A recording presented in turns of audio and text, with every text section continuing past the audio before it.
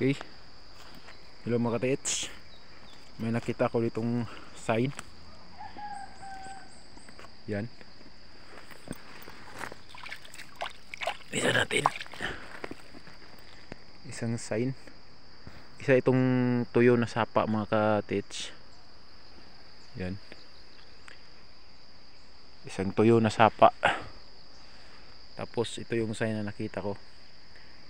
Naka square siya na bato, tapos may malaking butas siya sa gitna. Tapos doon ang east, yan, direksyon. Tapos may ano siya dito. Yun yung kuan, mayroon na siyang dalawang dot dito sa ilalim.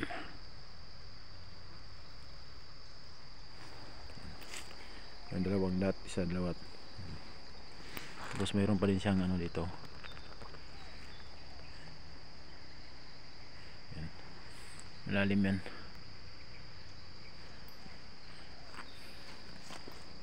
Comment lang mga ka-TH kung ano sa palagay nyo ito.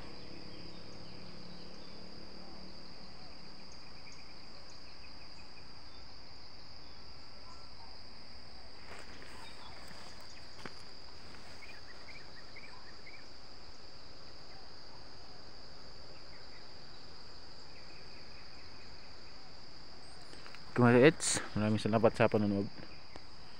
Paki-subscribe rin at paki-like.